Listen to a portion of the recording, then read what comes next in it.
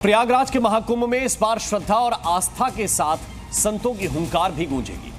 27 जनवरी को होने वाली धर्म संसद में साधु संत वक्फ बोर्ड के खिलाफ आवाज उठाएंगे। धर्म संसद में सनातन बोर्ड के गठन का प्रस्ताव पेश किया जाएगा। यह आंदोलन सनातन धर्म के अधिकारों और संरक्षण की लड़ाई है।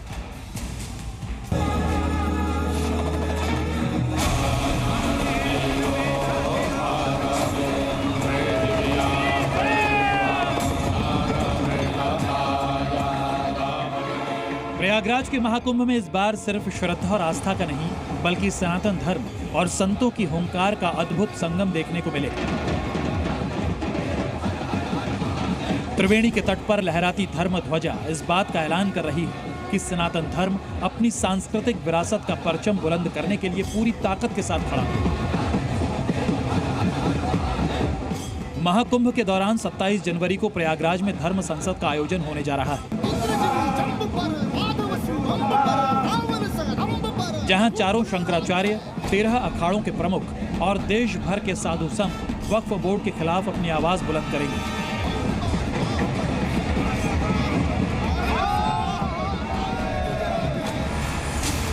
धर्म संसद का प्रमुख मुद्दा है सनातन बोर्ड का गठन और वक्फ बोर्ड का अंत।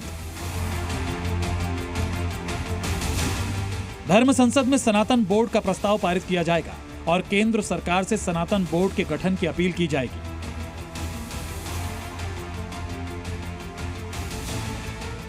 अखाड़ा परिषद ने देश भर के संतों से वक्फ बोर्ड को लेकर एक जांच सर्वे रिपोर्ट मांगी है। देश भर के संत वक्फ को लेकर रिपोर्ट देंगे कि आखिरकार वक्फ बोर्ड ने कहां-कहां हिंदुओं की जमीन, जायदाद और मंदिरों पर कब्जा कर रखा है। संतों की मांग है कि वक्फ बोर्ड की 80% जमीन सनातन बोर्ड को दी जाए और वक्फ बोर्ड के पास सिर्फ 20% जमीन रहनी चाहिए।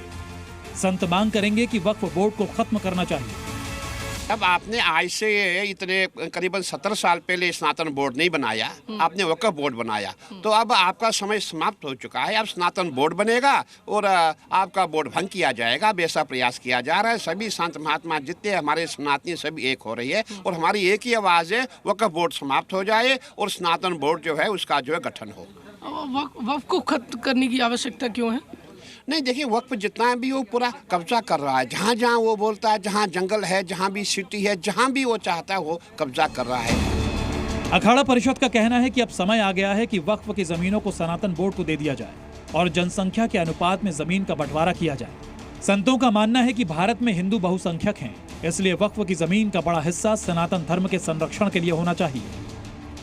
वक्फ बोर्ड के पास जो है 9,500 से 10,000 तक एकड़ ज़मीन उनके पास है। पूरा एक स्टेट उनके पास है। सनातन के पास क्या है, हिंदुओं के पास क्या है? आपने देखा पूरा हिंदुस्तान उन्हीं का हो गया। जहाँ वो वो कहते हैं कि भाई पार्लियामेंट भी हमारा, एयरपोर्ट हमारा, सब कुछ उन्हीं का है। हमारा क्या है? हमारा तो कुछ भी नहीं है। इसीलिए आज हमने डिमांड की है भाई जितनी लैंड आपने उनको दी है, जो उनकी मेजॉरिटी है उसके हिसाब से उनको दिया जाए, बाकी लैंड छोड़ करके सनातन बोर्ड को दिया जाए। ये हमारा पूरा प्रयास रहेगा। कुछ परसेंट भी बता रहे थे, कह रहे थे बिल्कुल 20-80 होना चाहिए। जो जमीन उनके पास है 20% उनको दी जाए, 80% जो है सनातन बोर्ड को दी जाए। प्रयागराज महाकुंभ से ठीक पहले संतों की हुंकार ये संदेश दे रही है कि अब सनातन धर्म अपने अधिकारों के लिए पीछे नहीं हटेगा। संत वक्फ बोर्ड पर आरोप लगा रहे हैं कि वक्फ बोर्ड ने बड़े पैमाने पर जमीन पर कब्जा किया है। इस मुद्दे पर कांग्रेस ने विरोध जताते हुए कहा कि जब वक्फ के पास जमीन के कागज हैं तो कैसे ये जमीन किसी और को मिल जाएगी? जो उनकी मिल्कियत ईमानदारी से हो, जो कागज दुरुस्त हो, कब्जा दुरुस्त हो, सब कुछ हो, जब किसी की हो तो वो उसकी इच्छा से ही दी जा सकती, उसकी इच्छा के खिलाफ नहीं दी जा सकती। अगर सचमुच वैधानिक रूप से वो वक्फ बोर्ड की जमीन है तो वो किसी और को स्थानांतरित नहीं की जा सकती। धर्म संसद के मंच से संतों की हुंकार सरकार तक पहुंचेगी। सनातन बोर्ड हिंदू धर्म से जुड़े मुद्दों को सशक्त बनाने और हिंदुओं के अधिकारों की रक्षा के लिए काम करेगा। ये अभियान प्रयागराज महाकुंभ से शुरू होगा और फिर इसे पूरे देश में फैलाया जाएगा। देश भर के साधु संतों से एक सर्वे रिपोर्ट मंगाई है कि कहां-कहां वक्फ बोर्ड ने हिंदुओं की जमीन और मंदिरों पर कब्जा जमा रखा है।